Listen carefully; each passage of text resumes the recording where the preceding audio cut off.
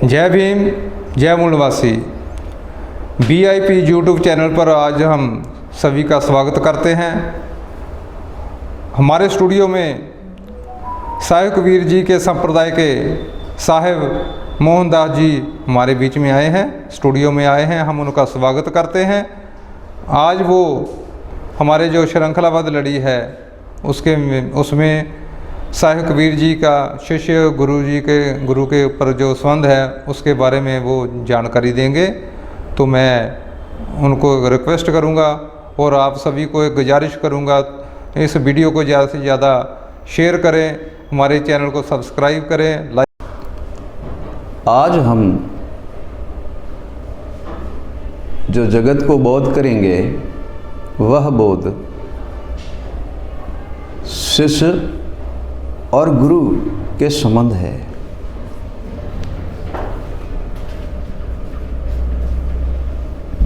गुरु करने वाला और भक्ति करने वाला और भक्ति पदार्थ को सिद्ध करने वाला वो कौन महान पुरुष है? ए प्रिय सज्जनों, ये भी हमें जानना है गुरु किसको कहते हैं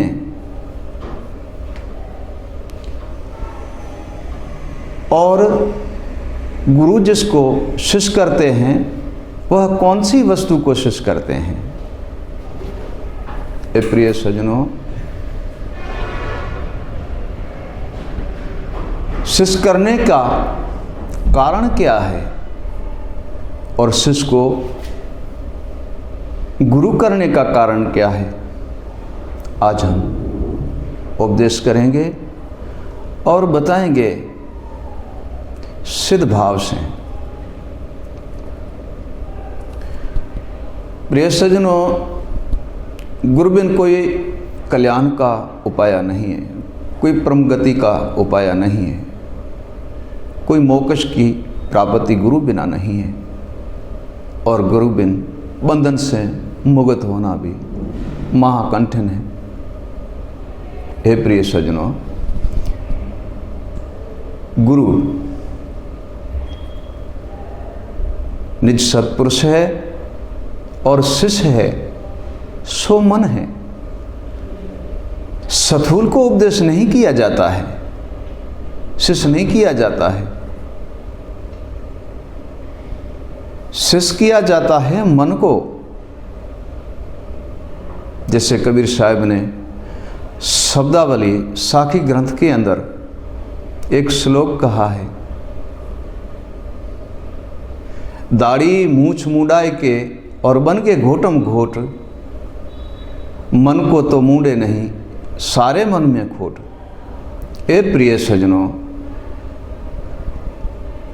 मन को ही उपदेश किया जाता है और मन को ही मूंडा जाता है और मन को ही शिष्य बनाया जाता है। जब तक मन को उपदेश नहीं है ता तक मन ऐसा काम करता है, क्योंकि मन की गति बहुत तेज है। मन की गति का किसी ने पार नहीं पाया है। मन की गति बहुत तेज है। सुरता, बुद्धि, आत्मा, जीव, इन सबको ही एक मन भटकाता है।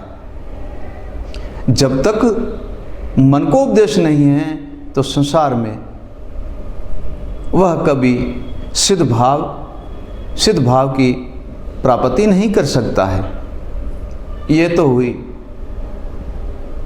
गुरु शिष्य की बात। ए प्रिय सज्जनों, जब तक गुरु से प्रेम नहीं है, लगन नहीं है और गुरु से जब तक उसका संबंध नहीं है तहाँ तक कोई फल की प्राप्ति नहीं हो सकती है। जैसे साहिब कबीर ने एक भजन में कहा, सदगुरु से लगन कंठिन मेरा भाई, लगन लगाए बिनु पार न पावे, जीव प्रलय जाई, सदगुरु से लगन कंठिन मेरा भाई। पपयो बूंद सोमत को प्यासी, सोमत कहते हैं बारिश को। पपया मर जाता है लेकिन और जल पीता नहीं है, उसे बारिश का सोमत जल ही पीना है। तब महात्मा फरमाते हैं और साहिब कबीर भी कहते हैं, पपयो बूंद सोमत को प्यासी, पीऊ पीऊ रटलाई। प्यासी पपये प्राण दिया त्याग, और नीर ना भाई, सतगुरु से लगन कंठिन मेरा भाई। ए प्रिय सजनों, जैसे पपैये की जल से प्रीति है, ठीक वैसे ही वह शिष्य सदगुरु देव के स्मरण और शब्द और उनके नाम से प्रीति करेगा, तभी उसको फल की प्राप्ति होती है। और जब तक विकारों में भटकता है, गुरु का संग त्याग करके, गुरु के स्मरण को त्याग करके, गुरु के भजन को त्याग करके, गुरु के शब्द को त्याग करके वह जीव भटकता है, परंतु कहीं उसकी परम गति की प्राप्ति होनी महाकंठिन है। हे प्रिय सज्जनों, जिसे संसार के अंदर एक परम प्रीति के भाव से साहिब ने जो उपदेश दिया है, वह उपदेश ये है, जब हम गुरु करते हैं सो बंधन से मुक्त होने के लिए ही गुरु करते हैं, और जब तक बंधन में हैं તાં तक हमारे जीव, मन, बुद्धि, आत्मा, सुरता ये सारी भ्रम के अंदर भटकती रहती है। गुरु बिन इनका कोई कल्याण नहीं है।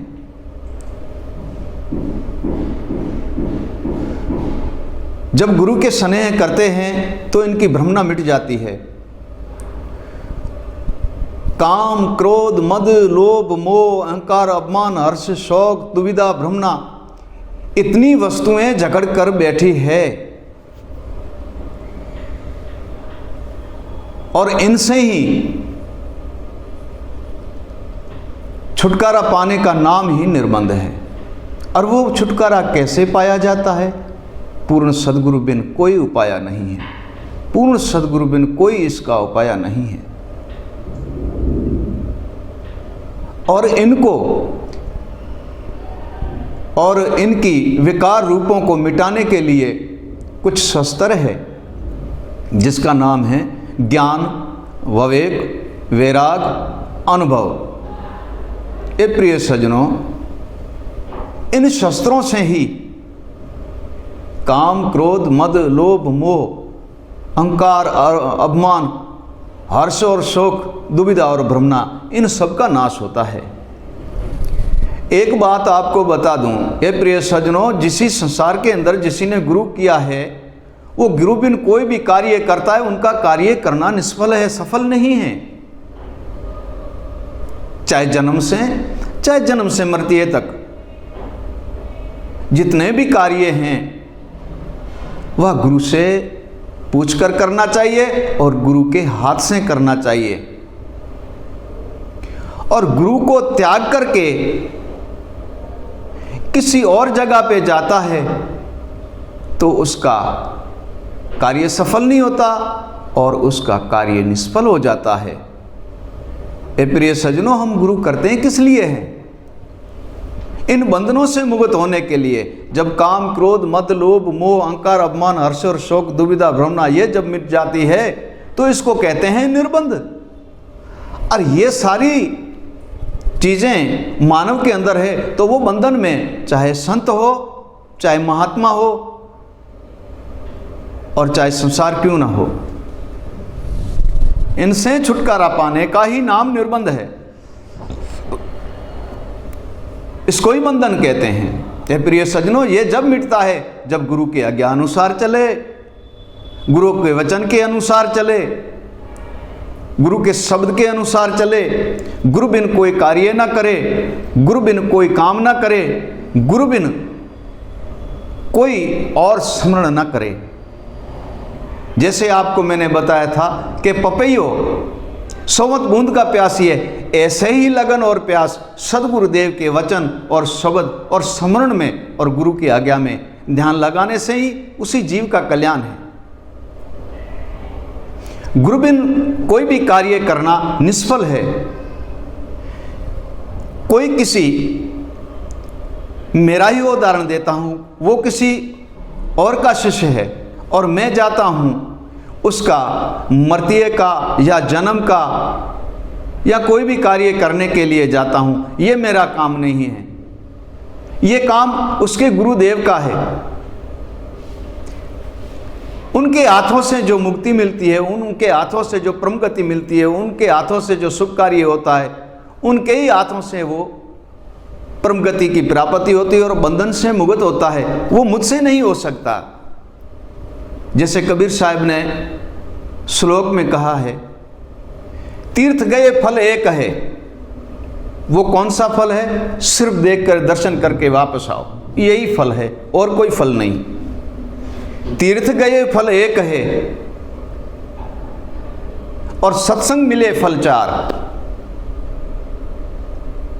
वो कौन सा 4 फल है कि संतों की वाणी सुन ली, संतों का ज्ञान सुन लिया और संतों का भिन्न भिन्न प्रकार का विवेक सुन लिया और उसी सत्संग का प्रसाद भाव खा लिया और सुबह उठा तो वो अपने रास्ते लग गया और वो अपने रास्ते लग गया। तब कहा है कि तीर्थ गए फल एक है, सत्संग मिले फल 4, गुरु मिले फल अनेक है, कहे कबीर विचार। जब गुरु मिलता है तो अनेक फलों की प्राप्ति होती है। वो अनेक फलों की प्राप्ति कैसे होती है? सदगुरु को धनगुरु क्यों कहा गया है? कारण इसका यह है कि जब ज्ञान, विवेक, वैराग, अर्थ, यथार्थ, वेद, भेद, वेद की ज्ञाता और अनुभव, ये सारे वस्तु ही गुरुदेव के चरणों द्वारे आते हैं और गुरु से ही ये चीज़ों की प्राप्ति हुई, तब उसी गुरु को धनगुरु कहा जाता है। ये सारा धन गुरु के चरण द्वारे से ही आता है।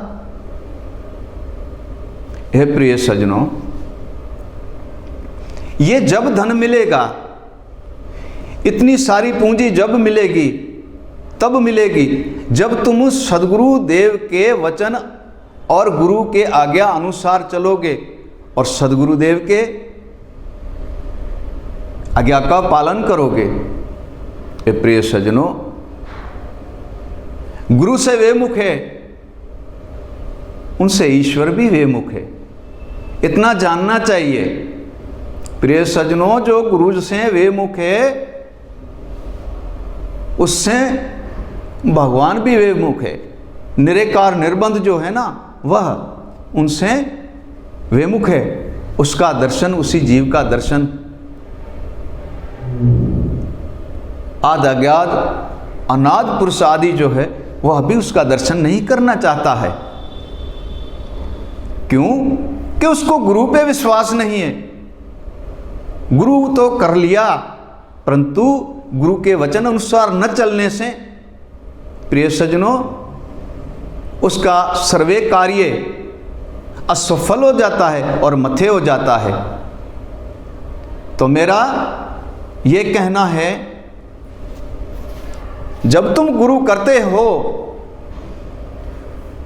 तो उस गुरु के आज्ञानुसार चलना चाहिए। गुरु करने के बाद हजारों लाखों जगहों पे भटकने के लिए जाते हो, कभी कहाँ भटकने जाते हो, कभी कहाँ भटकने जाता हो, कभी कहाँ भटकने जाता है। प्रिय सज्जनों, तुम्हारा मन थिर नहीं है। मन को थिर करके सदगुरु देव के शब्द, ज्ञान, विवेक और वैराग और विचारों के द्वारे लगाना चाहिए।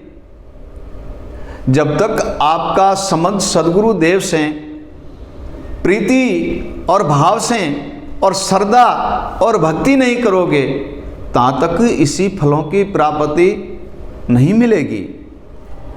ये प्रिय सज्जनों, संसार के जो भी वस्तु है, जितने भी संसार के अंदर हमारे संत सर्वेजिन, संत श्रोमणी, सरताज है, उनसे भी मेरा यह कहना है कि जो आपके शिष्य है, आप उनके गुरु बने हैं, जिस बंधन से मुक्त होने के लिए गुरु किया है, तो आप उनकी सहायता करें। उनके जो भी है, उनके कार्य जो भी है, उनको आपका धर्म है सिद्ध करना, चाहे जन्म से मरते तक। गुरु बिना और कोई जगह में जाना धर्म नहीं है। गुरु बिना और जगह में भटकना धर्म नहीं है। गुरु बिना और जगह में अपने कार्य को लेके जाना यह धर्म नहीं है। जिसका गुरु है तो वो बहुत ही भाग्यशाली है। जिसका गुरु ज्ञानी है, अनुभवी है, विवेकी है। जैसे कबीर साहब ने कह दिया, और कबीर साहब फरमाते हैं, अर्थ बिन चेला विवेक बिन गुरु। अर्थ बिन चेला विवेक बिन गुरु, दोनों उल्लू कर जान, कबीर कल्पत जीव का कबून हो कल्याण। ये कल्पना तो सदगुरु देव ही मिटा सकता है, और कोई नहीं मिटा सकता। ये कल्पित जीव की कल्पना जो है वह सदगुरु देव ही मिटा सकता है, और किसी में शक्ति नहीं है। यह तो शक्ति पारब्रह्म परमेश्वर सदगुरु देव ने अपने पास ही रखी है। परम तत्व ही गुरुदेव है, जो परम गति की प्राप्ति करता है। वो आदि अविनाश अज्ञात पुरुष में लीन कर देता है, जन्म मरण के बंधन से मुक्त कर देता है। ए प्रिय सज्जनों, इसी संसार के अंदर जितने भी संत जिन हैं,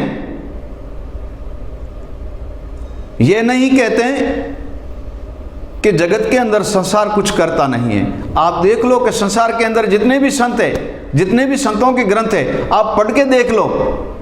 आज वो संत जगत में पूजे जाते, संसार के अंदर वो है नहीं, परंतु उसके वाणी और भजन, श्लोक और साखी पढ़ी और सुनी जाती है। ए प्रिय सज्जनों, उसकी मूर्त सूरत देखने में नहीं आती, परंतु इसी संसार में है। क्योंकि उसकी लगन सदगुरु देव से साची थी, तब उनका कार्य कोई भी निष्फल नहीं हुआ। आज वो अखंड, अमर और अजर हो गया। अमर, अखंड और अजर ये सफूल नहीं होता है।